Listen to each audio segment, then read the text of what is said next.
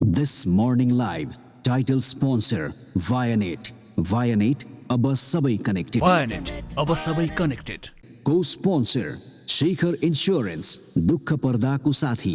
शिखर insurance दुःख पर्दाको साथी. Co-sponsor Goodwill Finance, financing for success since 1995. Associate sponsor Vatsalya Natural IVF, आधुनिक चिकित्सा उच्च सफलता दर.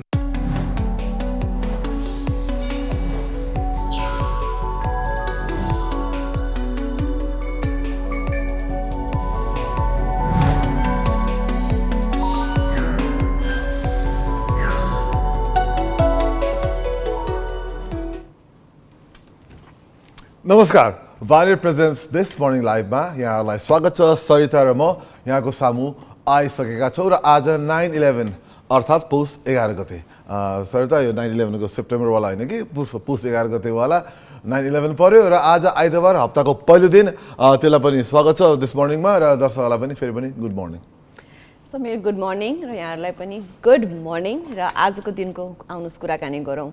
हुन त सबेरै 6:30 बजे हामीले कार्यक्रम सुरुवात गरे तापनि सूर्योदय भने 6:52 हुनेछ।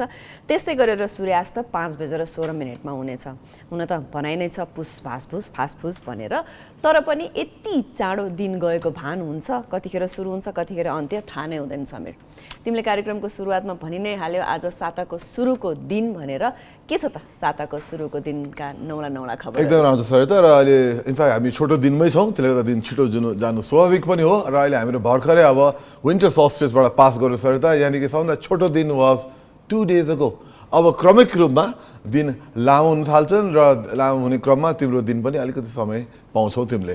र यति भन्दै आज मौसमको कुरा गऱ्यो। मौसम अब अलिअलि बादल बढेको छ।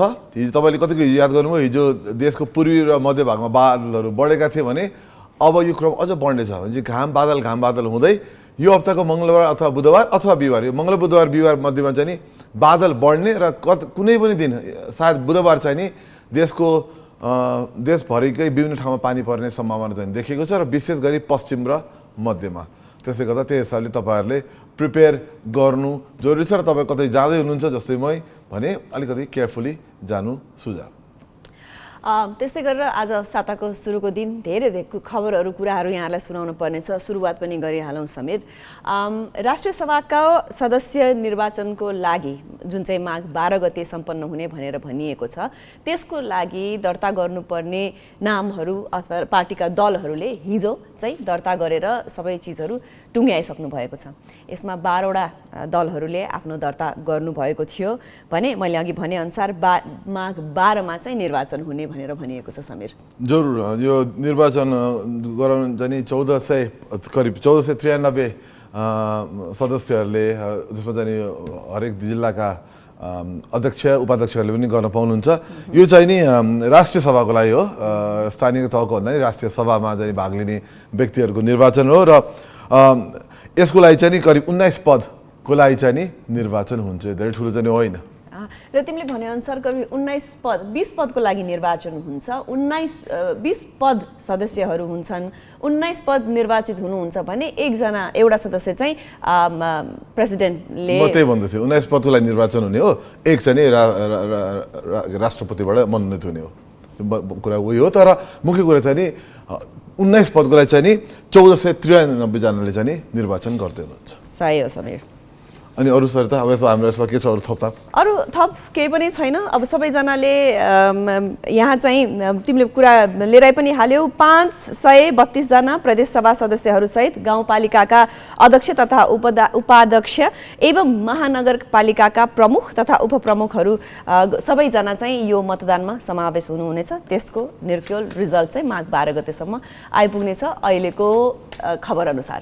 एकदम इन्ट्रेस्टिङ छ। र अब हाम्रो चुनावी माहौल सुरु भएको छ र अहिले अब हाम्रो ठुलो स्थानीय तहको चुनावको लागि त अब रेडी पनि हुँदैछौँ। अब यसले चाहिँ एउटा यस चुनावको माहौल चाहिँ अब सुरु गरेको छ र अहिलेको जुन हाम्रो संरचना छ, यही संरचना बसेर अब अर्को वर्ष सायद अर्को अब ठुलो मतदानले चाहिँ अब कुन चाहिँ दल बलियो कमजोर भन्ने गरेर चाहिँ यसले निर्क्युल गर्नेछ। एकदम इन्ट्रेस्टिङ टाइम छ। अब आउन लागेको वर्ष 2079 साल। त्यस्तै गरेर प्रविधिको कुरामा हामी कति धेरै अगाडि बढेको छौँ। साइन्स एन्ड टेक्नोलोजीको कुरा गर्नुपर्दा इभन यो मेडिकल साइन्सकै हिस्ट्रीमै पनि यो महामारीले गर्दा नयाँ यति छोटो समयमा यसरी खोप ल्याइयो भन्ने कुराकानी भइ पनि राखेको थियो। त्यस्तै गरेर नेपालकै पहिलो आइटी कलेजको रूपमा चिनिएको लर्ड बुद्ध एजुकेसनले नेपालमा पहिलो पटक BSc in cloud computing course चाहिँ अबदेखि नेपालमै सञ्चालन गर्ने भएको छ। यो विद्यार्थीहरूको लागि एउटा राम्रो खुसीको खबर पनि हो। समीर, बेलायतको एकाडेमीसँग मिलेर गर्न लाग्छ, यो चाहिँ डिग्री दिन लागेको छ र यो गिनेस क्लाउड एकाडेमी कहिले जिनेस भन्छ, खास गिनेस हुनुपर्ने हो। गिनेस क्लाउड एकाडेमीसँग मिलेर सहकार्यमा गर्न लागेको हो र यसको चाहिँ नि धेरै फाइदाहरू छन्। यो अहिले संसारभरि नै यो क्लाउड भन्ने जुन कुरा छ सरिता, यो क्लाउड भनेको अहिले कुनै पनि इन्फर्मेसन चाहिँ नि कहीँ हार्डवेयरमा राख्नुको सट्टामा इन्टरनेसनल कुनै सर्भरमा राखेर त्यसलाई सेभ गर्ने चलन छ र त्यो चाहिँ नि अब नेपालमा पनि त्यसको जोडिएका विभिन्न विधाहरू छन्, त्यो चाहिँ नि एकदम महत्त्वपूर्णका साथ यसलाई अगाडि ल्याउन लागेको छ र एकदमै राम्रो कुरा हो सरिता। र पहिलोचोटि हुन लाग्छ, उहाँलाई पनि धेरै धेरै शुभकामना र हामीहरू आशा गर्छौँ र यसले सफलता आर्जन गरेर अन्य युनिभर्सिटी र कलेजले पनि यसलाई अगाडि लग्नुहुनेछ। एकदमै। र यो 3 वर्षे यो कोर्समा पहिलो पटक चाहिँ 30 देखि 32 जना विद्यार्थीहरूलाई लिने भन्ने कुरा पनि छ भने यो कोर्स कम्प्लिट गर्नलाई 9 लाख रुपियाँ जति लाग्ने रहेछ। फेरि पनि विद्यार्थीहरू समयअनुसार नयाँ नयाँ कोर्सहरू पढ्न अथवा पढ्न रुचाउनुहुन्छ भने त्यसको लागि चाहिँ विदेश जानु नपर्ने र आफ्नै देशमा आफ्नै ठाउँमा हुँदाखेरि कति सहज बनाइदिन्छ पनि र यसले चाहिँ हाम्रो शिक्षाको लेभललाई एक स्टेप माथि पनि लान्छ। यो अवश्य पनि राम्रो कुरा त हो नै। र अहिले संसारभरि आइटी एकदमै महत्त्वपूर्ण हुन गएको छ। ICT त्यो चाहिँ उद्योगमा यो आइटीको एकदमै ठुलो रोल छ र नेपालमा पनि हालसालै ICTको एउटा कन्फरेन्स पनि सम्पन्न भयो, अवार्ड पनि सम्पन्न भयो। यो भने चाहिँ अहिले आइटी र उद्योग एकदम जोडिएको छ। त्यस हिसाबले चाहिँ नि यो उद्योगकै रिक्वायरमेन्ट हो, व्यवसायकै रिक्वायरमेन्ट हो कि आइटीलाई चाहिँ प्रवर्धन गर्ने र क्लाउड कम्प्युटिङ यस हिसाबले एकदमै महत्त्वपूर्ण हुन जान्छ र फेरि पनि एकदमै समय सान्दर्भिक डिग्री सुरु हुन लाग्छ। राम्रो कुरो हो।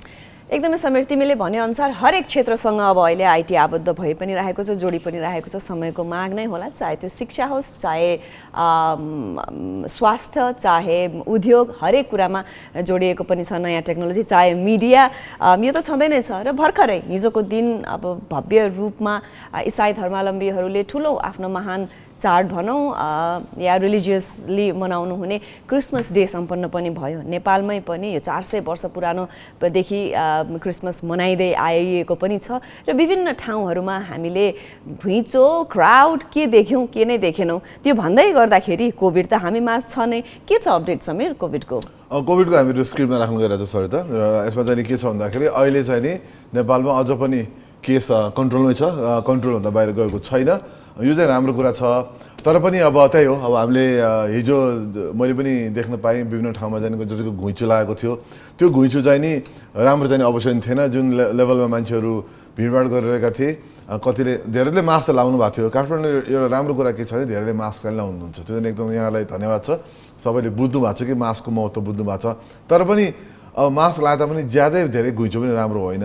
त्यसले गर्दा अब अलिकति आउँदा दिनहरूमा अझ पनि विचार गरौँ। अब न्यू इयर्सको पार्टी बेग्लै छ, जहाँ त हामी खान्छौँ, जहाँ पिउँछौँ, त्यहाँ मास्क लाउनु मिल्दैन। त्यसो बेला चाहिँ विचार गरौँ। तर त्यति भन्दा भन्दै अहिलेको आजको दिनको कुरा गर्दा चाहिँ नि कोभिड अहिले नियन्त्रणमा छ, मृत्यु दर पनि घटेको छ र मृत्युको सङ्ख्या पनि घटेको छ भने अस्पताल भर्ना अहिले एकदम स्थिर छ। अस्पताल भर्नामा 81 उतार चढाव भएको छैन। तर सरिता के छ भने हिजो त अलिकति विगत 24 घण्टामा परीक्षण चाहिँ घटेको छ। यो चाडपर्व लागेको पनि हो कि नेपालीहरूलाई? त्यो भन्नु मिल्दैन होला। शनिबार एक दिन जहिले पनि बिदा हुने दिनमा बिदा भएको छ, तर अरू दिन परीक्षण त्यसरी घट्नु त नपर्ने। तर हिजो नि निकै नै 12-13 हजार भइसकेको अवस्थामा फेरि हिजो चाहिँ 6400 घटेको छ। त्यो सायद यो सरकारी तहमा यो डाटा सङ्कलनमा आइटीको प्रयोग त्यति राम्रोसँग नगरे जस्तो देखिन्छ।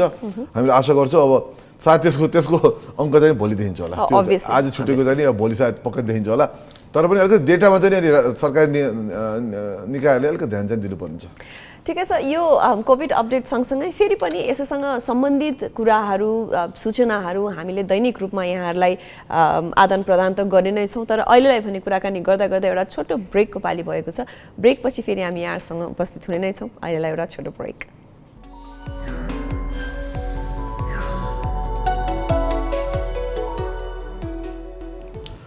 ब्रेकपछि यहाँलाई फेरि पनि स्वागत छ भाइनेट प्रेजेन्ट्स दिस मर्निङ लाइभमा र सरिता म यहाँको सामु आइसकेको छु र सरिताले एकदम इन्ट्रेस्टिङ एउटा न्युज भएको छ अराउन्ड द वर्ल्ड कुरा गर्नु पर्ला र हामीहरू अराउन्ड द वर्ल्डको एउटा कुरा गर्दा चाहिँ गुगल जुन हामीले एकदम चलाउने प्लेटफर्म हो त्यसमा चाहिँ नि एउटा कुरा के देखाएको छ भन्दाखेरि अब देशको जियो पोलिटिक्सले खेल खेल्न थालेको छ।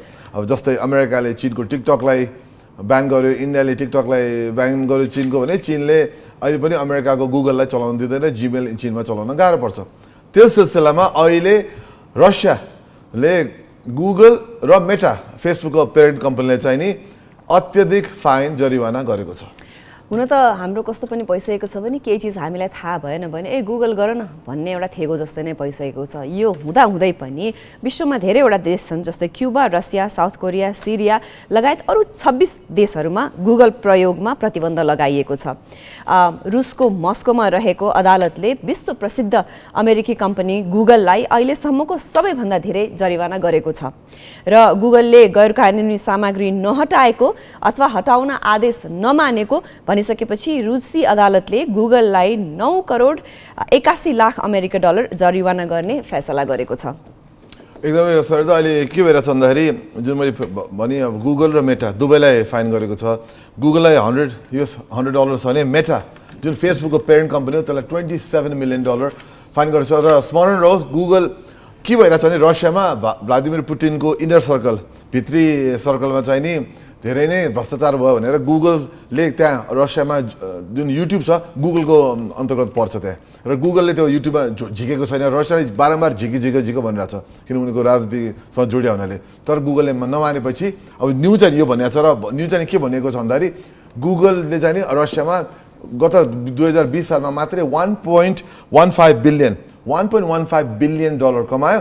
त्यसमा चाहिँ उसले अझ पैसा राम्रो तिरेको छ भन्ने नि कुराहरू निकालिरहेको छ। त बटम लाइन चाहिँ नि यहाँ धेरै कुराहरू छन् र अहिले चाहिँ नि यो फाइन चाहिँ नि $100 मिलियन फर गुगल र $27 मिलियन फर फेसबुकको मेटा कम्पनी जुन दुवै अमेरिकन कम्पनी हुन गइरहेछन्। त्यो चाहिँ एकदम इन्ट्रेस्टिङ कुरा डेभलप हैन। यो तिमीले भने अनुसार आफ्नो कन्ट्रीमा तिक्तता भइसकेपछि एप्सहरू बन्द गर्ने, कतिवटा चिजहरू चलाउन नदिने यो प्रक्रिया विभिन्न कन्ट्रीहरूमा भएको कुरा त हामीले यहाँलाई सुनाएका पनि छौँ, हामी अवगतै पनि छौँ।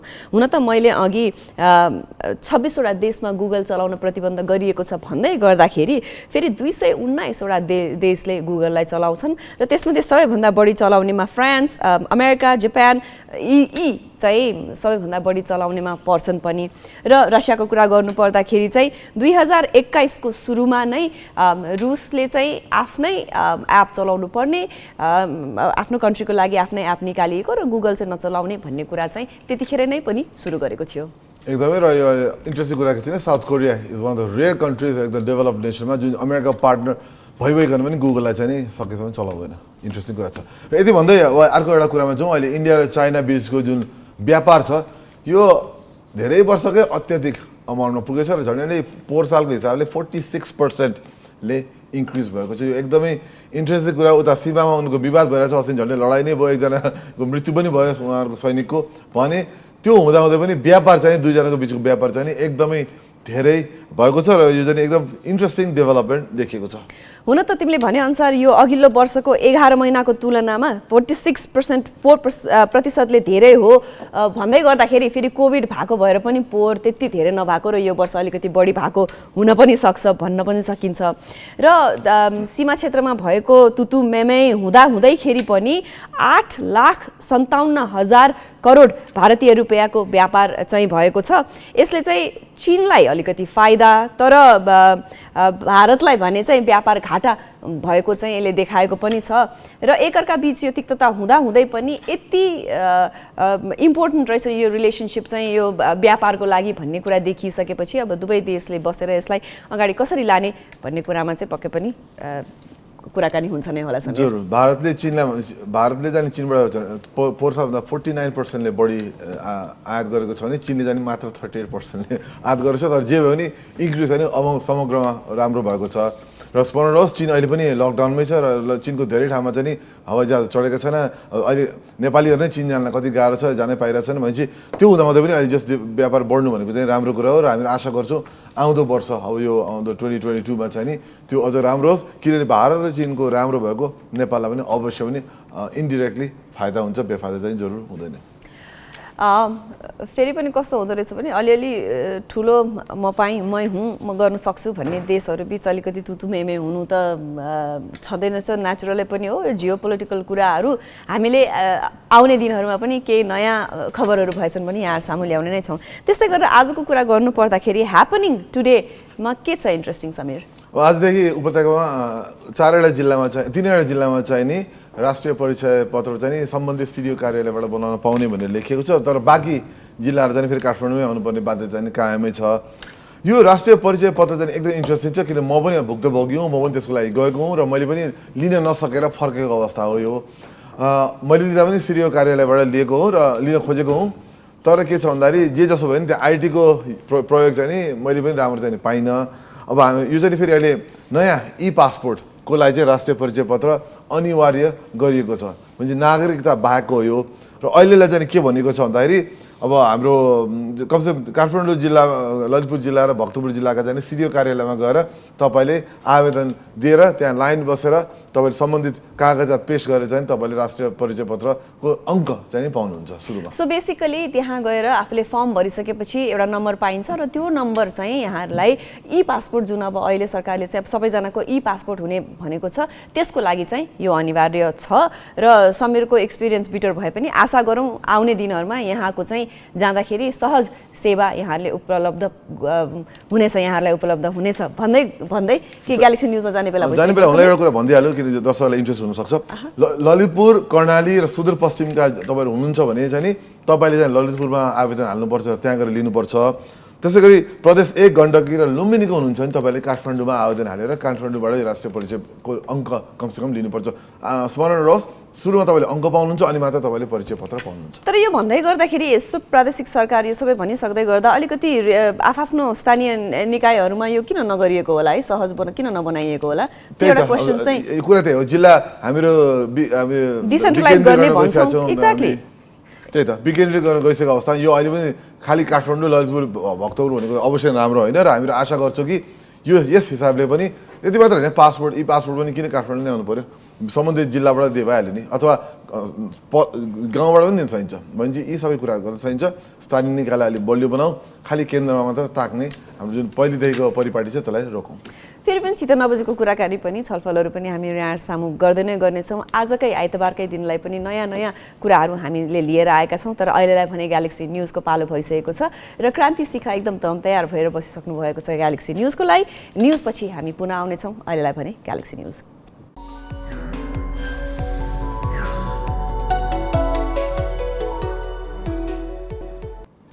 न्युजपछि यहाँलाई फेरि पनि स्वागत छ Vianet presents Galaxy this morning live र त्यसमा चाहिँ नि तपाईँले मलाई मात्र देख्न सक्नुहुन्न मेरा सहप्रस्तुता सरितालाई पनि देख्न सक्नुहुन्छ सरिता तिमीलाई पनि वेलकम ब्याक र आज हामीहरू अब कार्यक्रम सुरु गर्दै गर्दाखेरि अथवा कन्टिन्यू गर्दै गर्दाखेरि एउटा कुरा चाहिँ सरिता भनिदिइहाल्यो हाम्रो दर्शकहरूलाई कि हामीहरू बिहान 6:30 बजेदेखि तपाईँहरूको सामु आउँछौँ र तपाईँहरूले हामीलाई अहिले खोलिरहनु भएको छ नि ठिक छ ढिलो भएको छैन भोलिदेखि चाहिँ नि फेरि 6:30 बजे टक्क टिभी अन गर्नु होला यस्तो रमाइलो अनुहार देख्न पाउनुहुन्छ र त्यो 6:30 बजे आउने आज मात्र होइन कि दैनिकी एभ्री डे 6:30 बजे आउँछौँ 365 दिन नै र यसरी 365 दिनै हामी यहाँहरूसँग आउने क्रममा जे बितेका हुन्छन् हाम्रो समाजमा सोसाइटीमा कन्करेन्ट कुराहरू हरेक चिज जुनले हाम्रो लाइफस्टाइल जीवनशैलीलाई फरक पार्छ ती कुराहरू हामी यहाँहरूको सामु ल्याउने गर्छौँ र त्यो देश चाहे त्यो देशभित्रको होस् या देशभरिको किनकि आखिरमा त what happens around the world does matter to us तर अहिलेलाई भने नेपालभित्रकै कुराकानी गरौँ हुन त के भन्छ अहिले त मान्छे जन्मिसकेपछि जन्म दर्ता सँगसँगै डिम्याट एकाउन्ट खुल्छ अरे भन्ने एउटा भनाइ पनि छ समीर होइन तर कन्करेन्ट अनि फेरि सेयर मार्केटको अप्स एन्ड डाउन्सले हरेक दिनको मान्छेको रेगुलर बोलीचालीमा यो एउटा कुरा पनि आएको छ आज त सेयर मार्केटमा यस्तो भएछ अरे भन्ने कुराहरू पनि आइ पनि राखेको हुन्छ के छ त हामीसँग अहिले यसको बारेमा तिम्रो डिम्याट एकाउन्ट छ मेरो छैन तिमीले सेयर बजारका कारोबार गरेछौ मैले छैन ओके भनेपछि सर त धेरै पछाडी रहेछ म धेरै नै पछाडी छु Sameer thank you for pointing it out like every time thank you मैले किन कुरा सर त यो भूमिका बाँध्नु पछाडि कारण के भन्दा अहिले तिमीले भनिहाल्यो अहिले बालबच्चादेखि नै मान्छेहरू चाहिँ डिम्याट अकाउन्ट खोल्ने जुन सरताले भन्यो डिम्याट खोल्नु भनेकै सेयर बजारमा कारोबार गर्नको लागि नै सुरुवाती चरण हो डिम्याट अकाउन्ट छैन भने तपाईँले सेयर मार्केटमा हात हाल्न पाउनु हुँदैन अब म यसमा अलिकति टाइम यसो हल्का फुल्का छुन्छु र मैले चिने धेरैजना साथीहरू परिवारका सदस्यहरूले चाहिँ नि यो डिम्याट सहित सेयर बजारमा लगानी गर्नुहुन्छ, कहिले फाइदा कमाउनुहुन्छ, कहिले घाटा बेहोर्नुहुन्छ। तर मुख्य कुरा सर तिमीले पनि अब बिस्तारै यो चाहिँ नि खोल्नु सुझाव दिन सकिन्छ, किनभने अहिले चाहिँ अब नेक्स्ट लेभलमा चाहिँ नि अब बिस्तारै सेयर मार्केट इन्डियामा जस्तै महत्त्वपूर्ण एउटा कारोबारको एउटा तरिका हुन गएको छ। होइन, एकदमै सही कुरा हो समीर। मैले आफूले नखोले तापनि कहिलेकाहीँ तिमीले भन्यौ नि, जस्तै परिवारका एकजना सदस्य मानौ मेरो बुवाले चाहिँ आफ्नो नाति नातिनादेखि लिएर हरेकजनाको त्यो नाम हुनासाथ उनीहरूको जन्म दर्ता खै यो खै, किन भन्दा केटाकेटीलाई एउटा डिम्याट एकाउन्ट खोलिदिएर उनीहरूको नाममा केही सेयर लिइदिन्छु, पछिको लागि एज एन इन्भेस्टमेन्ट हुन्छ भन्ने कुरा अपडेटेड चाहिँ छु। तर again yes I am little behind the time. तर अहिलेको सेयर मार्केटको कुरा चाहिँ फेरि एकैचोटि ओहो यसरी बढ्यो रे अथवा यस्तो घट्यो रे, कति हुँदाखेरि राम्रो गरिरहेछ भन्ने कुराकानी हुन्छ भने कतिपयचोटि एकदमै आलोचित पनि भएको हामीले सुनि पनि रहेका छौँ। यो विगतमा अहिलेको करेन्ट इस्युको कुरा गर्नु पर्दाखेरि के छ समीर अपडेट्स? सर त अब यस्तो छ, हुन त तिम्रो सेयरमा त्यति इन्ट्रेस्ट छैन, तर यस्तो कुरा के छ भन्दाखेरि अहिले विगत हामीले अब हामी क्वार्टर भन्छौँ, 3 महिना जतिको हेर्ने हुन्छ नि, विगत 3 महिनामा चाहिँ नि अहिले सेयर मार्केट एकदमै घटेर एउटा बिन्दुमा पुगेको थियो। तर विगत 10 दिनको हेर्ने हुन्छ नि त्यो फेरि सेयर मार्केट उकालो लागेको देखिन्छ। अहिले हामी तथ्य तपाईँको सामु ल्याउने नै छौँ। 1 डिसेम्बर 13मा 3200 अङ्कमा झरेको अहिले 3500 काटेको अवस्था छ, अघिल्लो दिनमा छ। त्यसले गर्दाखेरि त्यो हिसाबले चाहिँ नि बढ्ने क्रम चाहिँ जारी छ, ठ्याक्कै अङ्क यताउति हुनसक्छ। तर मुख्य कुरा चाहिँ नि अब तर किन हुन्छ भन्ने कुरा महत्त्वपूर्ण छ है सर। चाहिँ अङ्क माथि तल जानुभन्दा पनि किन हुन्छ भन्ने कुरा चाहिँ नि महत्त्वपूर्ण छ र सायद आज हामीले यसलाई अलिकति तपाईँहरूलाई अलिकति हामी उजागर गर्न चाहिँ गइरहेका छौँ। हामीले अघि मैले कार्यक्रमको सुरुवातमा भने कि विभिन्न कुराहरूलाई यहाँ सामु हामीले प्रस्तुत गर्छौँ। त्यस्तै प्रस्तुत गर्ने क्रममा हामी त प्रस्तोता नहौँ, तर हामीले के गर्छौँ भने कहिलेकाहीँ यसैसँग सम्बन्धित विज्ञहरू, चाहे त्यो फाइनेन्सिङ सेक्टर होस् या कृषि क्षेत्र, विज्ञहरूसँग लिएर आएर उहाँहरूसँग डिटेलमा कुराकानी पनि यहाँलाई प्रस्तुत गर्छौँ। यसै सम्बन्धमा यही सेयर मार्केटसँग सम्बन्धित एउटा छोटो भिडियो रिपोर्ट हामीले तयार गरेका छौँ यहाँहरूको लागि। चालू आर्थिक वर्षको मौद्रिक नीतिको प्रथम त्रैमासिक समीक्षापछि लगातार जसो घटिरहेको शेयर बजार राष्ट्र बैंकले आयातमा गरेको कडाइसँगै लगातार अहिले बढिरहेको छ। साताको अन्तिम दिन बिहीबार शेयर कारोबार मापक नेप्से परिसूचक दोहोरो अङ्कले बढेको थियो। बिहीबार 12.53 अङ्कले बढेर 2520.23 अङ्कमा पुगेको छ। कारोबार संख्या र रकम पनि बिहीबार राम्रै देखिएको छ। दिनभर भएको कारोबारबाट 83,23,923 किता शेयर किनबेच हुँदा शेयर कारोबार रकम 4,49,02,66,410 रुपियाँ पुगेको छ। क वर्गका कम्पनीहरूको कारोबार मापन गर्ने सेन्सिटिभ इन्डेक्स भने बिहीबार स्थिर जस्तै देखियो। जम्मा 0.02% मात्रै वृद्धि भएर सेन्सिटिभ हरियो देखिएको छ। आज आइतबार साताको पहिलो दिन केही समयपछि कारोबार सुरु हुनेछ। पछिल्ला दिनमा शेयर बजारको अवस्था सुधारोन्मुख देखिए पनि चालू आर्थिक वर्षको मौद्रिक नीतिको प्रथम त्रैमासिक समीक्षापछि लगातार जसो घटिरहेको शेयर कारोबार मापक नेप्से परिसूचकमा गत साता थप पहिरो गएको थियो। माओवादी केन्द्रका अध्यक्ष पुष्पकमल दाहाल प्रचण्डले शेयर बजारका विषयमा दिएको अभिव्यक्तिसँगै शेयर बजार मापक नेप्से निरन्तर ओह्रालो लागेको भन्दै प्रचण्डको आलोचना चर्कियो। पछिल्लो समय शेयर बजार निरन्तर रूपमा बियरिश ट्रेन्डमा प्रवेश गरेको थियो। प्रचण्डको अभिव्यक्तिका कारण शेयर लगानीकर्ता त्रसित बनेका थिए। यसअघि नेपाल राष्ट्र बैंकले मौद्रिक नीति मार्फत शेयर धितो कर्जामा 4.12 को क्याप कुनै व्यक्ति वा संस्थाले शेयर धितो राखेर 1 वर्षभित्र एउटा बैंकबाट 4 करोड रुपियाँ र सबै बैंक तथा वित्तीय संस्थाहरूमा गरेर 12 करोड रुपियाँसम्म मात्र कर्जा लिन पाउने व्यवस्था लागू गरेपछि शेयर बजार ओह्रालो लाग्न थालेको थियो। मौद्रिक नीतिको पहिलो त्रैमासिक समीक्षा मार्फत उक्त व्यवस्था राष्ट्र बैंकले हटाउने अपेक्षा लगानीकर्ताको थियो। उनीहरूले राष्ट्र बैंकलाई उक्त व्यवस्था हटाउन सुझाव समेत दिएका थिए। तर मौद्रिक नीतिको समीक्षा सार्वजनिक हुँदा सो व्यवस्थामा कुनै परिवर्तन गरिएन र बजारमा गिरावट आइरह्यो। तर नेपाल धितोपत्र बोर्डका प्रवक्ता निरज गिरी यसलाई बजारको प्राकृतिक नियमको रूपमा लिन्छन्। कोभिडको असर कम भइसकेपछि चाहिँ नि हाम्रो अर्थतन्त्रका विभिन्न भनौँ न पार्ट्सहरू चाहिँ चलायमान भइसकेपछि चाहिँ नि कतिपय जो भनौँ न अहिले केही पनि छैन भनेर लगानी गर्नुभएको उहाँहरू एक्जिट गर्दै हुनुहुन्छ र त्यो कारणले गर्दाखेरि पनि बजारमा चाहिँ नि केही गिरावट आएको देखिएको हो हैन। त्यसैले यसलाई चाहिँ नि भनौँ न अब स्वाभाविक अस्वाभाविक भन्दा पनि हामी नियमन निकायले चाहिँ भनौँ न कसैले बदमासी गरेर झारेको हो कि अथवा बदमासी गरेर माथि लगेको हो कि भन्ने हेर्ने हो। तर बजारलाई चाहिँ बजारकै प्राकृतिक नियम अनुसार चाहिँ नि चल्न दिएकोमा यो त्यो अनुसारै गइरहेको भन्ने चाहिँ हाम्रो भनौँ एउटा रिडिङ चाहिँ रहेको छ। प्रवक्ता गिरीले कुनै नेताको अभिव्यक्तिले शेयर बजारमा प्रभाव पारेको दाबी उपयुक्त नभएको बताए। कुनै पनि सरकारले चाहिँ यो पुँजी बजारमा भनौँ न नकारात्मक यसलाई बन्द गर्नुपर्छ भनेर कसैले पनि भन्नुभएको छैन र अहिलेको सरकार माननीय अर्थमन्त्रीज्यूले पनि यो बजारलाई चाहिँ हामीले के गर्नुपर्छ सहयोग गर्छौँ भनेर यसरी चाहिँ आइरहेको सन्दर्भमा चाहिँ नि भनौँ न कुनै एउटा व्यक्ति अथवा कुनै ठुलो नेताले भन्नुभयो भनेर यसरी चाहिँ नि यसलाई ठुलो चाहिँ भनौँ न गर्नुपर्ने अवस्था चाहिँ छैन।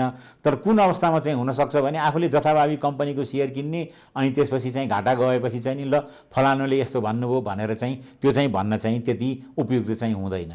भदौ 3 मा कारोबार भइरहँदा 3200 अङ्क पार गरेको बजार ओह्रालो लाग्नुमा कतिपयले तरलता सङ्कटलाई कारक देख्ने गरेका छन्। आज तपाईँहरूले ग्यालेक्सी न्युजमा पनि हेर्नुभयो होला परिस्थिति कुन हिसाबले गएको छ र कति लगानी भएको छ कति व्यवसाय भएको भन्ने कुरा आजको नियमित के अरे मार्केटिङको न्युज सेक्सनमा पनि आइसकेको छ। मुख्य कुरा के छ त के छ भन्दाखेरि अहिले तिमीले एउटा कुरा निकाल्यो लोकल बजारमा के भएर छ भने महत्त्वपूर्ण छ भनेर कुरा निकाल्यो। सेयर बजारमा लोकल बजार सँगसँगै अन्तर्राष्ट्रिय बजारको पनि ठुलो भूमिका हुन्छ। जस्तै अहिले कोभिड हामीले लोकलको त कुरा गऱ्यौँ, लोकल बजारमा कसैको भनौँ न पुष्पकमल दाहालको अभिव्यक्तिले अथवा मौद्रिक नीति पास गरेर त्यसले प्रभाव पार्छ भने अहिले कोभिडले गर्दाखेरि कोभिडमा संसारमा भएका उतार चढावले चाहिँ नि हाम्रो सेयर बजारलाई नि अफेक्ट गर्छ। किनभने हाम्रो व्यवसाय त अहिले अन्तर्राष्ट्रियकरण भइसकेको छ, अन्तर्राष्ट्रिय निकायहरूसँग जोडिन्छौँ हामीहरू भनेपछि विभिन्न चरणमा यो उतार चढाव त भइरहन्छ। तर अहिले विशेष चाहिँ यो विगत 3-4 महिना हेर्ने हो भने चाहिँ नि एकदमै ओह्रालो लागेको थियो र सायद कोभिड पनि यसको लागि ठुलो कारक हो। तर अहिले चाहिँ नि सायद अब व्यवसायहरूलाई चाहिँ अलिकति विश्वास बढेर हुनसक्छ, त्यो कारणले चाहिँ नि अलिकति अब चाहिँ नि उकालो लाग्न खोज्या हो कि भन्ने कुरा चाहिँ हामी भन्न सक्छौँ। एकदमै र फेरि पनि कसैको आलोचनाले चाहिँ मार्केट डाउन हुने, कसैको वाहाईले मार्केट माथि जाने भन्ने कुरा चाहिँ त्यति नहोला पनि, अप्रोप्रिएट पनि नहोला। र अर्को एउटा कुरा चाहिँ के हो भने यति धेरै हामीले भन्यौँ नि जुन हिसाबको लोकप्रियता एउटा सेयर मार्केटमा अथवा एउटा यसप्रतिको लगाव बढ्दैछ त्यो अवश्य पनि द्याट्स समथिङ नोटिसेबल नै हो। राज्यले पनि यो कुरालाई नकार्न चाहिँ मिल्ला पनि मिल्दैन र मार्केटलाई फरक पार्ने अभियसली धेरै कुराहरू हुन्छन् तर कसैको अभिव्यक्तिले चाहिँ खासै मार्केटलाई फरक पर्छ जस्तो चाहिँ मलाई लाग्दैन समीर। तर पर्यो अब पुष्पकमल दाहालले भन्नुभएको त्यही हुन गएको संयोग मात्र हो कि जस्तो लाग्छ, नत्र त अनेस्टली कसैको अभिव्यक्तिले फरक पर्ने मार्केट कस्तो मार्केट त त्यो हुन्छ। संसारभर नै हुन्छ, विश्वका ठुल्ठुला नेताहरूले बोल्दा साथै त्यहाँको विभिन्न देशका उदाहरण हुन्छन् जहाँ चाहिँ सेयर मार्केट तर यस्तो नि त कति कुरामा आफू कन्भिन्स हुने र नहुने भन्ने कुरा हुन्छ नि त होइन र। सर त ठिकै छ तर मुख्य कुरा चाहिँ नि व्यक्तिहरूको अभिव्यक्तिले चाहिँ नि सेयर बजारमा ठुलो गिरावट आएको त तथ्याङ्क नै छन्, त्यसबारे पछि छलफल गरौँ। तर अस्ति पुष्पकमल दाहालको एउटा अभिव्यक्तिले चाहिँ नि सेयर बजारमा भारी गिरावट आएको थियो जुन स्वाभाविकभन्दा अस्वाभाविक रूपले नै घटाएको थियो। कस्तो चाहिँ कति पर्सेन्टले घट्ने भन्ने हुन्छ प्राकृतिक हो, तर कति पर्सेन्टभन्दा धेरै नै तल झऱ्यो भने चाहिँ नि कुनै कारक हो भनेर भनिन्छ। अस्ति चाहिँ त्यही नै कारक भनेर के अरे सामाजिक सञ्जालहरूदेखि लिएर अन्य ठाउँहरूमा उहाँलाई यस्तो अभिव्यक्ति दिनुभयो भनेर उहाँ आलोचित पनि हुनुभएको पनि थियो। तर सरसर्ती हेर्दाखेरि चाहिँ सिरियसली भन्ने खालको मलाई आफूलाई भान भएको चाहिँ थियो कि तर त्यो भान मात्रै यथार्थ चाहिँ बेग्लै छ। तर मुख्य कुरा चाहिँ नि अहिले हामी सम्झिनुपर्ने के कुरा छ भने अब यो सेयर बजार सर त यस्तो छ कि मतलब विभिन्न कुराले छुन्छ। भनौँ ऊर्जा मन्त्रीले ल हाम्रो चाहिँ अब हाम्रो पेट्रोलियम पदार्थको के अरे भाउ बढाउनु पऱ्यो भने सेयर मार्केटलाई त्यसले ढ्यामै छुन्छ किनभने मान्छेले लगानी गरेका हुन्छन् विभिन्न कारणहरूले गर्दाखेरि। यस्ता यस्ता कुराहरू छन्। तर अब विषयलाई अगाडि लग्दै चाहिँ नि अर्को कुरा चाहिँ अहिले हामीले कुरा निकालिहाल्यौँ कि अहिले अहिले कुनै एक्सपर्टले नै मात्र लगानी गर्नुपर्छ भन्ने छैन। व्यक्तिगत रूपमा पनि लगानीहरू भइरहेछन् सेयर बजारमा। अहिले पनि कुरा निकालिहाल्यो डिम्याट अकाउन्ट खोलेर र यसमा भनौँ न एउटा आम नागरिकले अब घरमा बसी अनलाइन कारोबार पनि गर्न सक्छ किन उसले डिम्याट अकाउन्ट खोलेको हुन्छ। डिम्याट भनेकै अनलाइन कारोबारको लागि बनाइएको हो। तर त्यो गर्ने क्रममा चाहिँ रिस्क एकदमै धेरै छ र जुवा खेलेको भन्दा फरक छैन यदि तपाईँले होमवर्क नगर्ने हो। तपाईँले गृह कार्य राम्रोसँग गर्नु भएन अथवा विज्ञसँग परामर्श लिनु भएन भने चाहिँ नि यो जुवा खेलेको सर पनि हुन जान्छ किन धेरैजना मान्छेहरू यही लतमा फसेर करोडौँ पैसा गुमाएका छन्। नेपालभन्दा बढी भारतमा यो कुरा पटक देखिन्छ। त्यस्तै गरेर ठ्याक्क अपोजिट यदि यहाँले रिसर्च गरिराख्नु भएको छ, लिस्टमा हुनुहुन्छ, अप टु डेटेड हुनुहुन्छ, सेयर मार्केटसँग आफू एकदमै आबद्ध हुनुहुन्छ र अनलाइनै घरै बसेर पनि धेरै यहाँहरू अप टु डेटेड हुनुहुन्छ भने राम्रो एउटा सोर्स अफ इन्कम भएको पनि छ। र यसमा आजकल धेरै जस्तो देख्दाखेरि गृहिणीहरू पनि आबद्ध पनि हुनुभएको छ। घरमा आफ्नो काम सकाइसकेपछि उहाँहरू पनि धेरै जस्तो यस्तोमा सेयर मार्केटमा लाग्नु भएको र राम्रो एउटा लगानी आम्दानी गर्नुभएको पनि छ। फेरि पनि हामीले अर्को एउटा छोटो भिडियो बनाएका छौँ यहाँहरूको लागि, एकचोटि त्यो भिडियो हेरौँ न है। ब्रेक बनाउने हो कि पहिले? Well, I guess. I mean, we will go on a break. After that, we'll have that video for you.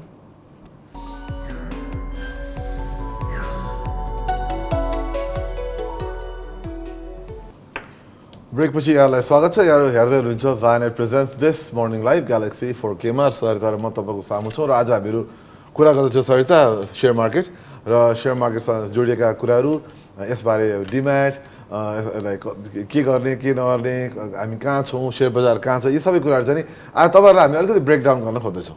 एकदमै। र अघि पनि हामीले भन्यौँ कि अहिले डिम्याट खोल्नेको सङ्ख्या एकदमै बढेको पनि छ। अहिलेसम्म करिब 50 लाखले डिम्याट खाता खोलिसक्नु भएको छ भने लगभग 25 लाखले प्राथमिक सेयर यानि कि आइपिओ खोलिसक्नु भएको पनि छ। भर्नुहुन्छ उहाँहरूले? उहाँले खोल्यो भने खोलेकोलाई भर्नेलाई प्रक्रिया हो यो। त्यो मुख्य कुरा चाहिँ आइपिओ भनेको ठुल्ठुलो कम्पनीले आफ्नो एउटा पब्लिक सेयर ओपनिङ गरेर चाहिँ चलाउने प्रक्रिया हो। त मुख्य कुरा अहिले चाहिँ नि नेपालमा सेयर, सामान्य सेयर अथवा आइपिओ लिने चाहिँ नि एकदमै सङ्ख्या बढेको छ र डिम्याटले गर्दा, डिम्याटको एउटा फेसिलिटीले गर्दा यो सुरु भएको छ। र त्यो भन्दा भन्दै अब डिम्याटको फुल फर्म के हो थाहा छ त? एकदम इन्ट्रेस्टिङ छ। डिम्याट भनेको डिमेटेरियलाइजेसन। डिमेटेरियलाइजेसन भनेको जुन कुरा फिजिकल थियो त्यसलाई इलेक्ट्रोनिक बनाउनु भन्छ, त्यो भनेको डिजिटाइजेसन हो। र अहिलेसम्मको हिसाबले चाहिँ नि डिम्याटले चाहिँ नि जुन फिजिकल थियो त्यसलाई इलेक्ट्रोनिकमा ढाल्ने प्रक्रिया हो। सरिता, धन्यवाद। समीर सर एक्सपर्टै जस्तो हुनुहुँदो रहेछ। होइन, मैले अब आज विभिन्न कुरा गर्दा अलिकति होमवर्क हामीलाई दिएको होमवर्क चाहिँ। Thank you, please carry on. अनि सर अब यो कुरा गर्दै गर्दा चाहिँ सर अब I think we have another भिडियोमा जाने हो। स्योर।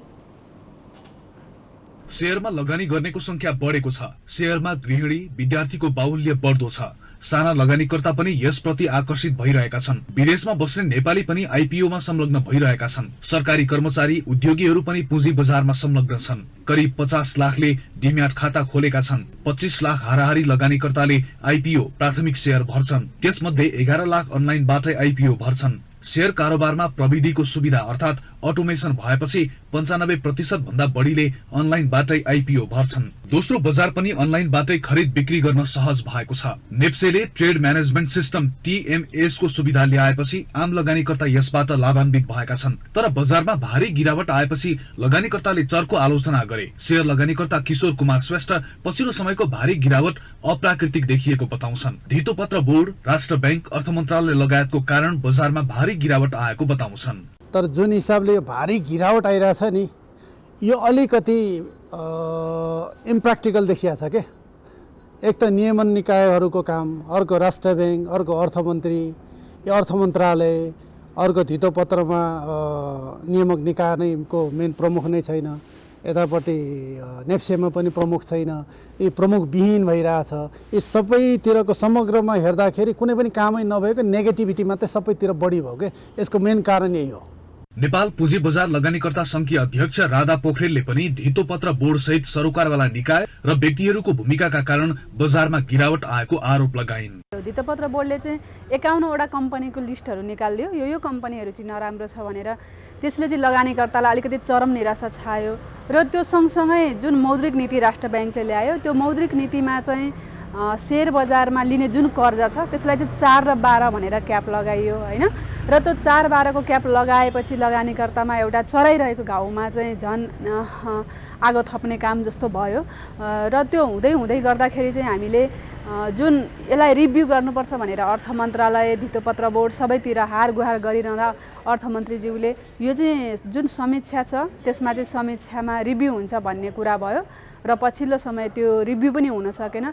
त्यसकै कारण फलस्वरूप अर्थमन्त्रीज्यूले चाहिँ शेयर बजार भनेको चाहिँ अलिकति यसलाई चाहिँ नेगेटिभ रूपमा बोल्दिँदै गर्नुभयो। र पछिल्लो समय जुन प्रचण्डज्यूले चाहिँ शेयर बजार भनेको चाहिँ एउटा एकदमै पुँजीपतिको लागि मात्रै हो भन्ने टाइपको अभिव्यक्ति दिँदाखेरि चाहिँ शेयर बजारमा अलिकति नेगेटिभ लगानीकर्तालाई चाहिँ नेगेटिभ यसले इम्प्याक्ट गरेको र त्योसँगै बजार घटेको हो।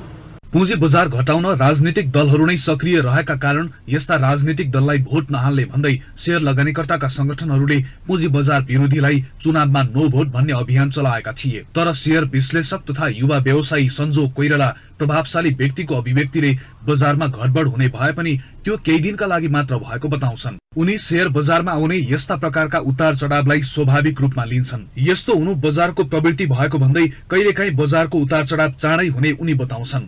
यस्तो अवस्थालाई सुधार गर्नका लागि लगानीकर्ताकै भूमिका महत्त्वपूर्ण हुने उनको भनाइ छ।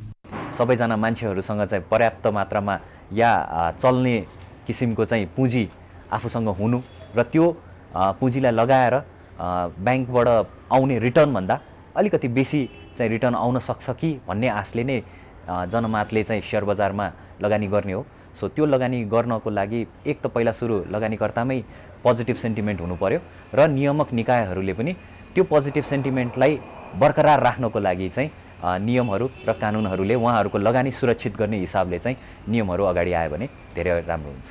नेपालमा शेयर बजारले अर्थतन्त्रको मेरुदण्डको रूप लिइसकेको छ। यो विगत हामीले केही वर्ष यता हेर्ने भने कुनै समय थियो नेपालमा शेयर बजार यति कमजोर थियो कि मान्छेले वास्तै गर्दैन थिए, के हो यो शेयर बजार, हाम्रो केही न के भन्थे। अहिले आएर शेयर बजारमा यति इन्ट्रेस्ट बढेको छ र अब हामीले देखिहाल्यो त्यो यो विभिन्न एक्सपर्टको बोली, अब त्यहाँका व्यक्तित्वहरूको बोलीबाट के बुझिन्छ भन्दाखेरि अब धेरैले यसलाई एउटा लगानी एउटा आफ्नो एउटा व्यवसायकै रूपमा र एउटा आफ्नो एउटा जीवन आर्जनको रूपमा नै लिन थालेछ। That's very interesting. सरिता तिम्रो स्योर, फेरि पनि देशको अर्थतन्त्रको एउटा मेरुदण्डको रूपमा अगाडि बढ्दै गरेको क्षेत्रलाई अर्थमन्त्रीले, सम्बन्धित निकायले, राष्ट्र ब्याङ्कले सबैजनाले अगाडि कुन हिसाबले लिएर जानुपर्छ भनेर सोच्नु चाहिँ अब जरुरी छ जस्तो पनि छ। कति कुरालाई कस्तो हुन्छ भने सबैजनाले अँगालिसकेको कुरालाई नकार्नु भन्दा त्यसलाई बरु अलिकति कायदा कानुन नियम बनाएर अगाडि बढ्यौँ भने लगानीकर्ताहरूलाई र राज्यलाई पनि फाइदा हुन्छ जस्तो चाहिँ हामीलाई भान भएको छ। समेत एकदम अहिले पनि फेरि भन्यो हामीले जस्तो तपाईँले यदि लगानी गर्न थाल्नु भएको छैन, तपाईँले शेयर बजारमा धेरै बुझ्नु भएको छैन, जस्तो सरताले धेरै बुझ्नु बाँकी छ होला अथवा तपाईँहरू कसैले बुझ्नु बाँकी छ होला, यो एकदमै बुझ्नु जरुरी छ सरता। किन यो अहिले कस्तो भने यदि एकदम लैलैमा लाएर म पनि डिम्याट अकाउन्ट खोल्छु, म नै शेयर गर्छु भनेर एक्लैले हेर्दा सट्टै हेर्दा यसको भाउ कम छ, मैले किने भने भोलि यो भाउ बढ्छ भनेर गऱ्यो भने त्यो गल्ती हुनसक्छ। अहिले लगानीमा मद्दत गर्ने यो शेयर होल्डिङमा मद्दत गर्ने कम्पनीहरू पनि आएका छन्। तपाईँले अलिकति होमवर्क गर्नु भने यस्ता विभिन्न कम्पनीहरू छन् जसले चाहिँ तपाईँलाई कुन सेयर किन्ने, कति किन्ने, कतिलाई होल्ड गर्ने, कतिलाई बेच्ने, यस्ता कुराहरू चाहिँ तपाईँलाई राम्रोसँग सुझाव दिनुहुन्छ र उहाँहरूको सुझावमा तपाईँले अगाडि बढ्नुभयो भने चाहिँ नि तपाईँको लगानी चाहिँ नि जोगिन सक्छ। किन जिन्दगीभर तपाईँले कमाउनु भएको पैसा यदि तपाईँले होइन मैले सेयरमा हाल्न साथै म एकदम करोडपति बन्छु भनेर सोच्नु भने चाहिँ नि त्यो ठुलो गल्ती हुनसक्छ। एकदमै शेयर मार्केटमा मात्र नभइकन हरेक कुरामा तपाईँ यदि केही कुरामा आबद्ध हुँदै हुनुहुन्छ भने त्यसको बारेमा जान्न बुझ्न के भइरहेको छ भनेर बुझ्न एकदमै जरुरी छ र यो शेयर मार्केटमा पनि इट अप्लाइज। र अर्को कुरा के भयो भने आफ्नो पुँजीसँग सम्बन्धित हुने हुनाले अलिकति सेन्सिटिभ इस्यु त हो नै, तर फेरि त्यो भन्दै गर्दाखेरि आजकल विद्यार्थी वर्ग होस् या गृहिणी वर्गहरू जो चाहिँ मेन सोर्स अफ इन्कम अथवा कामको लागि जानुभएको छैन, उहाँहरूले घरै बसेर अनलाइनमा यी सबै कुराहरू याद गरेर चाहिँ एउटा एक्स्ट्रा सोर्स अफ इन्कम बनाउन सक्नुहुने हुनाले पनि यो एकदमै पपुलर भएको पनि छ। सर अब ब्रेक लिने बेला त हुन लाग्यो, तर जानुअगाडि चाहिँ नि मुख्य कुरा फेरि रिपिट एउटा कुरा हामी रिपिट गर्छौँ आज तपाईँलाई कि आज हामीले तपाईँलाई अलिकति ब्रेकडाउन गऱ्यौँ, अलिकति केही हामीले बुझेको हामीले अनुसारबाट थाहा पाएको कुरा तपाईँहरूको अगाडि राख्यौँ। अब तपाईँहरूलाई यदि तपाईँ सोचिरहनु भएको छ, तपाईँले सेयरमा जाने सोचिरहनु भएको छ, डिमान्ड अकाउन्ट खोल्ने सोचिरहनु भएको छ नि अलिकति गृह कार्य गर्नुहोस्, झ्याम्मा नफालिहाल्नुहोस्, अलिकति होमवर्क गरेर मात्र अगाडि बढ्न तपाईँलाई सुझाव। फेरि पनि राम्रा पक्षहरू पनि छन्, हरेक चिजका जस्तै राम्रा र नराम्रा दुवै पक्षहरू हुन्छन्। आफू कुन हिसाबले अगाडि बढ्ने भन्ने टोटल्ली यसको जिम्मेवारी तपाईँकै काँधमा पनि छ। र फेरि हामीले अर्को नकार्नु नमिल्ने कुरा चाहिँ के हो भने यो देशकै एउटा अर्थतन्त्रको ब्याकबोनको रूपमा आइसकेको छ, यति धेरै इन्भल्भमेन्ट छ, यसलाई आगामी दिनमा अझ स्ट्रङ रूपले अगाडि लिएर जानु नै हामी सबैको लागि राम्रो हुन्छ। समीर र यति भन्दै हामीले एउटा छोटो ब्रेकको समय भएको छ। ब्रेकपछि पुनः हामी यहाँहरूसँग आउने नै छौँ। अहिलेलाई पनि एउटा छोटो ब्रेक।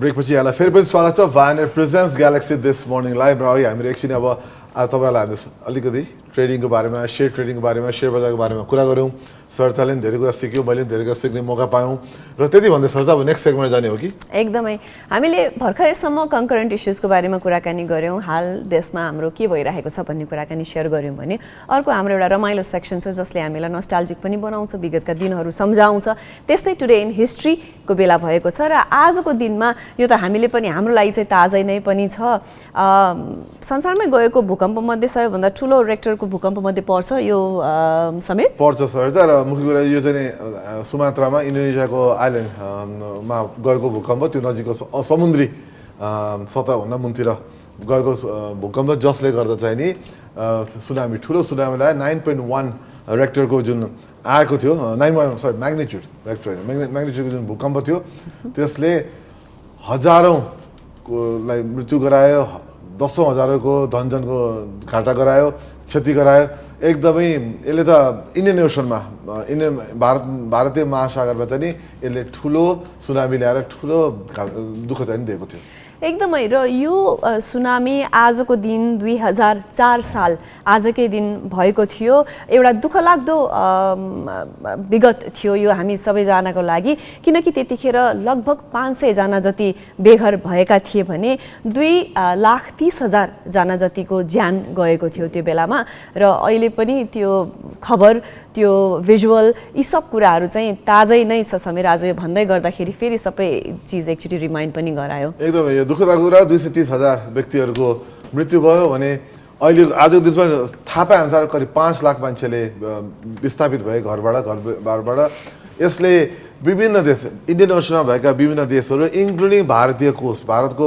समुद्री तटबन्धनमा पनि अफेक्ट गर्यो त्यसै गरी अब इन्डियन ओसन भन्दा साथ त इन्डोनेसिया इस्टर्न साउथ एसियन नेसनहरू थाइल्यान्ड धेरै देशलाई चाहिँ यसले एकदम प्रभाव गर्यो र आजको दिन चाहिँ त्यसको सम्झना हो र अब यस्ता भुइँचालोहरू त आइरहन्छन् त्यसपछि आउनु छोडा छैन आइरहेछ तर त्यो बेला चाहिँ नि संसारभरिको सबैभन्दा यो के अरे अस्त्रहरू बमहरू जोड्यो भने पनि त्योभन्दा पनि धेरै पावरफुल भूकम्प भनेर मान्छेहरूले भन्ने गरेका छन् त्यस्तै गरेर आज हुन त उनले कम्प्युटर इन्भेन्ट गरेका होइनन् तर पनि उनी फादर अफ कम्प्युटर भनेर चिनिन्छन् आजको दिन 1791 मा लन्डनमा जन्मिएका चार्ल्स ब्याबेज चाहिँ आजको दिन जन्मिएका थिए आजको दिन उनलाई हामीले सम्झिन चाह्यौँ र उहाँले चाहिँ उहाँको साथी एडा लभलेस जसको नाममा एउटा कम्प्युटर प्रोग्राम पनि गरिन्छ अक्सर र उहाँको नाम जो चार्ल्स ब्याबेज चाहिँ नि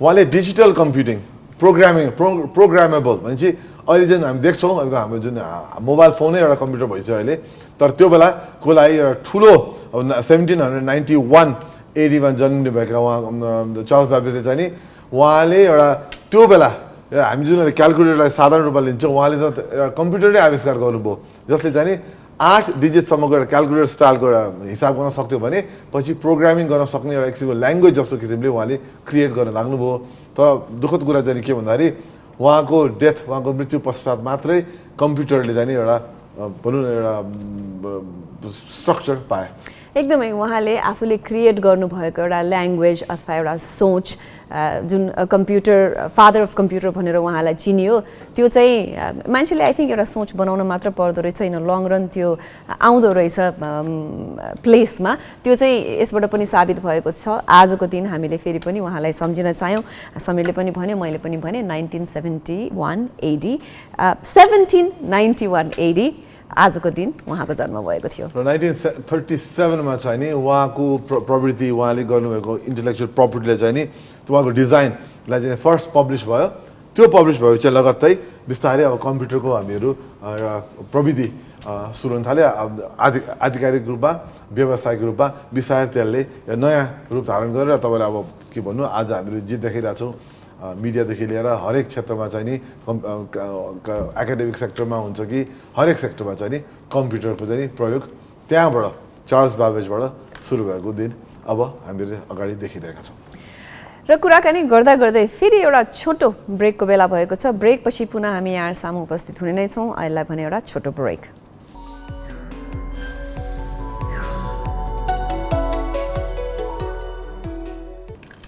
ब्रेकपछि यहाँलाई फेरि पनि स्वागत छ Vianet presents Galaxy this morning लाइभमा र सर तर म तपाईँको सामु छौँ र हामीहरू विभिन्न टपिकमा आज हामीहरू कुरा गर्दैछौँ र सर त अब कुरा गर्दै गर्दा आज हाम्रो अर्को एकदम महत्त्वपूर्ण टपिकमा जाने बेला भएको छ त्यो हो टिएमएल स्पोर्ट्स धेरैले कुर्नुहुन्छ धेरैले हामीलाई सम्झिनु पनि हुन्छ यो बेला हामीहरू विभिन्न देशका र अन्तर्राष्ट्रिय खेलहरू बारेमा कुरा गर्छौँ र आज कुरा गर्ने क्रममा अब हामी त सबभन्दा बिर्सै नहुन्छ अहिले हाम्रो ए डिभिजन शहीद स्मारकबाट सुरु गरिहाल्यो हिजो एकदमै इन्ट्रेस्टिङ दुईवटा खेल भएको थिए त्यसबारेमा त अहिले चर्चा परिचर्चा भइरहेका छन् र एकदमै इन्ट्रेस्टिङ हिसाबले खेलको अन्त्य भएको कुरा पनि आइरहेछ सर तिमीले के छ यसमा एकदमै हिजोको खेलको कुरा गरिहाल्यो समीर हिजो दिउँसो हिमालयन शेर्पा र च्यासल युथ क्लब बीच खेल भएको थियो जहाँ चाहिँ 3-1 को अन्तरमा खेल टुङ्गिएको थियो भने त्यस्तै गरेर 4:45 बजे चाहिँ मनाङ मसाङदी र मछिन्द्र क्लब बीच खेल भएको थियो त्यो चाहिँ 1-0 मा टुङ्गियो त्यो खेल र त्यस्तै गरेर आज पनि दिउँसो सङ्कटा र ब्रिगेड बोइज र त्यस्तै गरेर 5 बजे चाहिँ 3 स्टार र नेपाल आर्मी बीच चाहिँ खेल हुनेवाला छ समीर एकदमै यसमा भनिहाल्यो हिमालयन शेर्पाले च्यासल युथ क्लबलाई हराएको 3-0 ले त्यो चाहिँ नि नबिर्सु र अर्को चाहिँ के भने हिजोको खेल एकदम महत्त्वपूर्ण यस कारण थियो कि यो मछिन्द्र क्लबले मनाङलाई अहिले मनाङ शीर्ष ठाउँमा थियो अप्रत्याशित रूपले एकदम अन्तिम खेलको अन्तिम चरणमा चाहिँ नि मछिन्द्रले मनाङलाई 1 गोल लङ सट सुनिल बल्लले हान्नुभएको थियो उहाँले लामो दूरीको जुन उहाँको प्रयास थियो सफल भएर उहाँले गोलको देब्रे कर्नरमा गोल हानेर मछिन्द्रलाई जित हार पार्न मद्दत गर्नुभयो मनाङको अगाडि र त्यस हिसाबले चाहिँ अब हिजो पछि चाहिँ नि मछिन्द्र मनाङभन्दा माथि गएर मछिन्द्र अब शीर्ष स्थानमा छ र हिजोको त्यो फुटेज तपाईँले हेर्न सक्नुहुन्छ हेर्नु होला म त स्तब्ध भयो त्यो फुटेज हेर्नु एकदमै गेमको यो रोमाञ्चक मोमेन्ट्सहरू चाहिँ पछि पनि रिप्ले गरेर हेर्नको मजा बेग्लै नै पनि छ त्यसै गरेर हुन त हामीले एभ्री विकेन्ड शुक्रबार शनिबार आइतबार जुन शहीद स्मारकको ए डिभिजन खेल भइरहेको छ यसको बारेमा अपडेट्स कार्यक्रममा दैनिकी जस्तो दिने गरेका छौँ र यो चाहिँ फागुन 14 गतेसम्म यो खेल जारी रहन्छ र यो अपडेटको क्रम पनि त्यतिखेरसम्म जारी रहन्छ नै अब फुटबलबाट अलिकति क्रिकेटतिर लाग्नु पर्दा के छ क्रिकेटको अहिलेको अपडेट समेत होइन अब क्रिकेटको त अहिले हाम्रो यो युएईमा अन्डर 19 एसिसी कप चलिरहेछ र यसमा चाहिँ नि नेपालले अस्ति बङ्गलादेशसँग नराम्रो हार बिहोर्यो अन्डर 19 को हो नेपाली टोलीले चाहिँ 154 रनले हार बिहोरेको थियो भने आज अब श्रीलङ्कासँग खेल्दैछ अब अस्ति बङ्गलादेश एउटा के अरे टेस्ट प्लेइङ नेसन हो यानि कि उसले टेस्ट खेल्ने टिम हो राम्रो टिम अब राम्रो खेलाडीहरू भएको टिमको अन्डर 19 को खेल्या हो अब आज त्यस्तै अर्को महत्त्वपूर्ण टिम श्रीलङ्का पनि टेस्ट मात्र होइन वान डे सबैमा एकदम धेरै नै राम्रो खेल्ने टोली हो त्यसको अन्डर 19 नेपालले खेल्दैछ भनेपछि अब आज नेपाललाई गाह्रो चाहिँ सधैँ गाह्रो हुन्छ किन बङ्गलादेश श्रीलङ्का भनेको दुवै एकदमै प्रतिस्पर्धी र एकदमै कडा टोलीहरू चाहिँ छन् र यही खेलको फाइनल भने जनवरी 1 मा हुने भनेर भनिएको छ त्यस्तै गरेर नेपालले अन्तिम चरणको खेल कुवेतसँग भने डिसेम्बर 28 मा खेल्दैछ र सेमी फाइनल चाहिँ डिसेम्बर 30 मा हुन लागेको छ यी सबै खेलहरू युएईमा हुन लाग्छ र त्यही हो अब शीर्ष 2 टिमहरू बिचमा फाइनल हुने हो नेपालले एउटा खेल हालिसकेको हिसाबले चाहिँ नि अब अहिले त एकदम बटममा छ अब आज श्रीलङ्कासँग जित्न सक्यो भने चाहिँ नि माथि उक्लिने सम्भावना छ र यदि कुवेतलाई पनि हरायो भने चाहिँ नि उसले हामीले फाइनलमा पुग्ने सम्भावना छ तर आज श्रीलङ्कासँग के हुन्छ एकदमै गाह्रो खेल्छ तर नेपाली टोलीलाई धेरै शुभकामना र अस्तिको खेलको नतिजा बिर्सिदिउँ बङ्गलादेश विरुद्ध बिर्सिदिउँ तर अब आज श्रीलङ्कासँग चाहिँ नि राम्रोसँग मेहनत गरेर खेलौँ हाम्रो तपाईँहरूलाई शुभकामना त छँदैछ एकदमै हुन त आज साताको पहिलो दिन भए तापनि कतिपयलाई त आइतबार छुट्टी हुनेहरूलाई त अझै पनि लङ एक्सटेन्डेड विकेन्डै हो मैले त्यो किन भने युजुअली इङ्ग्लिस प्रिमियर लिगका खेलहरू बिहान हुने गर्थे तर आजको यसो स्केड्युल हेर्दाखेरि आज 8:45 बजे खेलहरू रहेछन् समीर के छ तिम्रो आज गेम हेर्ने प्लान छ आज प्लान खास थियो तर अब मेरो सानो एउटा अन्तर्क्रिया गर्नुपर्ने हुनाले घर परिवारमा मेरो चाहिँ त्यो साथीभाइमा चाहिँ त्यो चाहिँ रद्द भयो तर आज आर्सेनल गेम छ नर्विच सिटीसँग that will be very interesting किन आर्सेनलको अहिले लगातार खेलहरूमा जित हात प्राप्त गरिरहेछ त्यसले गर्दाखेरि हेरौँ नर्विचलाई हराउनु पर्ने हो तर हेर्दै जाउँ के हुन्छ भनेर त साथसाथै म्यान सिटी र लेस्टर सिटीको एकदमै रोमाञ्चक गेम हुन्छ, त्यो पनि 5:09 बजी छ। आर्सेनलको नर्विचको पनि 5:09 बजी छ। त्यसै गरी आज टटनहम र क्रिस्टल प्यालेसको छ, त्यो पनि एकदमै रोमाञ्चक खेल हुने ग्यारेन्टी छ। र आजै लास्ट 11:15 बजे चेल्सी र एस्टन भिल्लाको खेल छ। चेल्सी अहिले माथि छ, टप 3 मा छ, त्यसले गर्दा चेल्सीलाई यो जित्नलाई गाह्रो नहोला भने आज भन्नुपर्दा अब आज भने चाहिँ हाम्रो मध्यरात पछाडि भोलि बिहान भन्नुपर्ला। भोलि बिहानको खेल चाहिँ नि न्युकासल युनाइटेड र म्यान युनाइटेडको खेल छ। म्यान यू पनि राम्रै खेलिरहेको छ, तर आर्सेनलभन्दा तल छ। त्यही भएर नि म्यानको पनि खेल राम्रै होला भनेर हामीहरू शुभकामना दिन चाहन्छौँ। हुन त हामीसँग हाम्रा के अरे फुटबल पण्डितले पोटेन्सियल विन कसको हुन्छ भनेर एउटा प्रेडिक्ट गरि पनि सक्नु भएको छ। तिमीले सरसर्ती हेर्दाखेरि तिमीलाई यो के ठिक हो जस्तो लाग्यो? आफूलाई चित्त बुझ्यो कि के छ? होइन, टप लेभलकै टिमहरूले जित्छ भनेर हाम्रो पण्डित रेगनले भन्नुभएको छ। मलाई पनि त्यो म त्यसमा विरोध गर्न छैन मेरो। र विशेष गरी आर्सेनलको भने एकदम ठिक भनेको छ, आर्सेनलमा जित्ने पक्की छ भन्न चाहेँ। अब त्यति भन्दै जस अब यसपालि अरू गेमहरू त विभिन्न कारण, कोभिडको कारण, विभिन्न कारणले गर्दा सरेको हो यो EPL। नत्र त स्याटरडे मुख्य खेलहरू स्याटरडे हुन्छ, सन्डे पनि केही खेलहरू हुन्छ भने अहिले सन्डेलाई मुख्य गरेर मन्डेतिर हामीलाई मन्डेतिर नै धकेलेको अवस्था छ। एकदमै हुन त कार्यक्रमको अन्त्यतिर हामी आइसकेका छौँ, तर हामीसँग समसामयिक विषयहरू केही भयो भने हामीले चाहे त्यो काममा आउने बेलामा सडकमा नबलेका बत्तीहरू हुन् अथवा धारामा नआएका पानी या राजनीतिक कुराहरू, यी हामीले कार्यक्रममा छलफल गर्ने गर्छौँ समीर। अब अहिले विभिन्न पार्टीको आफ्नो महाधिवेशन सकिएको, हुँदै गरेको, सकिएको यी अपडेट्सहरू पनि हामीले कार्यक्रमबाट यहाँलाई प्रस्तुत गऱ्यौँ। त्यस्तै गरेर त्यही लोकेसनमा अन लोकेसन हुनुभएका रिपोर्टरहरूसँग पनि त्यहाँको बारेमा गतिविधिहरू हामीले बुझ्यौँ। त्यस्तै गरेर भन्नलाई त माओवादी सम्मेलन भनेर भनिराखिएको थियो आजको दिनसम्म भने अब चाहिँ त्यो सम्मेलन एक हिसाबले सम्मेलन नभइकन महाधिवेशन नै हो कि भन्ने कुराकानी आएको पनि छ। र यो सम्मेलन भनौँ या महाधिवेशन भनौँ, यो चाहिँ अब प्रज्ञा भवनमा 11, 12 र 13 गते हुने भनिएको छ समीर। र यसमा मलाई फेरि पनि अर्को अलिकति टेन्सन लाग्ने विषय चाहिँ फेरि काठमाडौँको ट्राफिकमा घुइँचो हुने भयो भन्ने लाग्छ भने जताततै सबैजनाले त्यो फ्लेक्स र झन्डाहरू चाहिँ नराखिदिए हुने र यो सहरलाई चाहिँ अलिकति त्यस्तो त्यो के भन्छ अलिकति त्यो सर्कस आउन थालेको हो कि भन्ने खालको चाहिँ नबनाइदिए हुने भन्ने चाहिँ हुन्छ समीर मलाई। एकदमै हामीले पटक भनेका छौँ किन काठमाडौँ नै रोज्नु पऱ्यो जे कुराको लागि भन्ने एउटा प्रश्न पटक आउँछ। कमसेकम एमाले चितवनमा गऱ्यो हो, त्यहाँ पनि भिडभाड त भयो, तर चितवनमा भिडभाड भयो किन त्यहाँ पनि मान्छेहरूले आफ्नो संलग्नता देखाउन पाउनुभयो त्यहाँका विभिन्न व्यक्तिहरूले।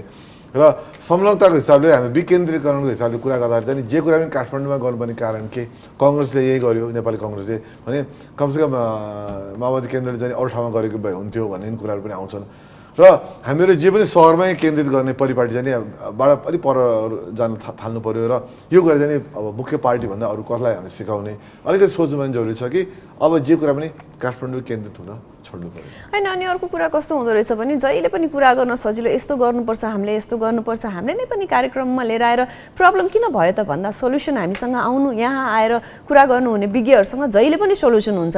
तर प्रब्लम कहाँ हुन्छ त भन्दाखेरि जब त्यो कार्यान्वयनको पाटो आउँछ नि त्यहाँ आइसकेपछि प्रब्लम हुने हो। अब यही कुरामा पनि हेरौँ न, हामीले डिसेन्ट्रलाइज्ड भन्यौँ, नियममा हामीले स्थानीय सरकारहरूलाई चाहिँ सबै पावर दिउँ भन्यौँ होइन, तर जब आफ्नो पालो आउँछ, आफूले गर्ने हुन्छ, त्यो चाहिँ सबैभन्दा सहज के हुन्छ र नानीदेखि एउटा लागेको बानी जे छ त्यसैमै गर्ने र चेन्ज गर्ने प्रवृत्तिमा चाहिँ अलिकति गाह्रो साह्रो चाहिँ सबैलाई हुने। यी कुराहरू चाहिँ नेताहरूले अथवा लिडरहरूले नै सुरु गरिदिनु भयो भने अरूलाई पछ्याउन झन् सजिलो पो हुन्थ्यो कि। एकदमै अब अधिवेशन कुरा गर्नुपर्दा चाहिँ अब हेरौँ माओवादी केन्द्रले के गर्दो रहेछ, कसरी अगाडि बढ्दो रहेछ। अब अहिलेसम्म देखेको अनुसार चाहिँ नि राप्रपाको देखियो, कङ्ग्रेसको देखियो, एमालेको देखियो, त्यहाँ चाहिँ युवाहरू पनि बिस्तारै बाहिर उठ्न खोजे जस्तो देखिन्छ। शीर्षमा जो भए पनि सपोर्ट बेस चाहिँ युवाहरू आउनु खोजेको देखिन्छ। अब भने अब माओवादी केन्द्रमा चाहिँ युवाहरूले ठाउँ पाउनुहुन्छ कि पाउनुहुन्न, शीर्षमा जो भए पनि शीर्षलाई हाँक्ने, शीर्षलाई इन्फ्लुएन्स गर्ने चाहिँ युवाहरूले कतिको उहाँहरूले भूमिका खेल्नुहुन्छ अब हामीहरू हेर्छौँ। र सायद उहाँहरूमध्ये कोहीसँग हामी यसो कुरा गर्ने जमर्को पनि गर्नेछौँ। एकदमै र म जस्ता आम नागरिकको चाह भनेको चाहिँ अहिले आएर जो विभिन्न राजनीतिक दलसँग सम्बन्धित हुनुभन्दा पनि देशको र आफ्नो नागरिकको भलो चाहनेहरूको कुरा गर्नु पर्दाखेरि चाहिँ अर्काको कुरा छोडेर अर्को मान्छेले के गर्यो अर्को दलले के गर्यो भन्ने कुरा छोडेर आफ्नो पार्टीमा आफूले आगामी दिनमा के गर्दैछौँ भन्ने कुराहरू गर्नुभयो भने त्यो चाहिँ हाम्रो चासोको विषय हुने थियो भन्दै अब कार्यक्रमको अन्त्यतिर आइपुगिसकेका छौँ र कार्यक्रममा जानुभन्दा अगाडि सधैँ हामीले यहाँहरूलाई एउटा दिनभरिको लागि आज भनौँ साताभरिको लागि एउटा ऊर्जा दिने कोटेसन छोडेर जान्छौँ। आज के छ समीर? आज चाहिँ नि मलाई मनपर्ने कोटेसन छ, मैले पहिलेदेखि एकदमै आफूले पनि अवलम्बन गर्ने र अरूलाई पनि मैले सुझाव दिने यो कोटेसन हो। यो एकदमै महत्त्वपूर्ण छ र यो जेम्स एन वाटकिन्स उहाँ एउटा अथर पनि हुनुहुन्छ, उहाँ अब रिसर्चर पनि हुन्छ, अनुसन्धानकर्मी पनि हुन्छ, इन्टेलेक्चुअल हुनुहुन्छ उहाँ। र उहाँले भनेको कोटबाट आज हामीले बिदा लिन चाहन्छौँ छिटै। उहाँले के लेख्नु भएको छ भने river cuts to the rock through rock not because of his power but because of his persistence. So भनेको मतलब यसलाई मैले चाहिँ कसरी हेर्ने गरेको छु भने नि कुनै पनि तिमी नेपालीमा परिणत गर्न चाहिरहेको छौ, तर म यो सर्ट भनिदिइहालौँ, यदि केही कुरालाई कन्सिस्टेन्टली गरिरहने हो भने त्यसको फल आउँछ। एकैचोटि म अकस्मात ठुलो हुन्छु अथवा अकस्मात पैसा कमाउँछु भन्दा पनि कन्टिन्युस मेहनत एउटा डिसिप्लिनमा हामी बसिरहेर त्यसलाई निरन्तर लिएर गयौँ भने त्यसबाट आउने फाइदा चाहिँ नि धेरै ठुलो हुन्छ भन्ने कुरा चाहिँ नि यसबाट आएको छ। एकदमै सही हो। फेरि पनि नेपालीमा होइन समीर, म अङ्ग्रेजीमै भन्छु, कन्सिस्टेन्सी इज द की भन्दै आजको कार्यक्रमबाट समीर र म यहाँ नेपाली एउटा कुरा भनिदिइहाल्नु नि त एक्चुअली नेपाली यो किन अब दर्शकहरूलाई नेपाली यसो इन्ट्रेस्ट होला। कुनै पनि नदीले जुन आफ्नो बाटो पहिलाउँदै जाँदाखेरि के छेउछेउका बगरहरू जुन काट्दै जान्छ नि त्यो उसको शक्तिले होइन कि उसको कन्टिन्युस उसले आफ्नो मेहनतले हो, निरन्तरताले हो। जाँदा निरन्तरता उसले जुन निरन्तरता दिन्छ, उसले एकदम लगातार एउटा मेहनत जुन लगाउँछ त्यसबाट त्यो बगरहरू काट्दै जाने हो कि। त्यसले गर्दा चाहिँ नि मुख्य कुरा त्यही हो कि कन्सिस्टेन्सी सरताले भने जस्तै मेहनत भनेको कुरा लगातार हुनुपर्छ। एकैचोटि म ओभरनाइट नै रातारातै धनी हुन्छु मेहनत के अरे पैसा कमाउँछु भन्नेतिर चाहिँ लाग्नु भएन। अन द्याट नोट यहाँहरूको दिन यहाँहरूको साता एकदमै रमाइलो बितोस्। फेरि भोलि बिहान 6:30 बजे हामी वायनेट प्रेजेन्स दिस मर्निङ लाइभ भन्दै यहाँहरूसँग आउने नै छौँ, उपस्थित हुने नै छौँ। हस्त आजको दिनलाई भने हामीले बिदा माग्यौँ। हस्त नमस्कार।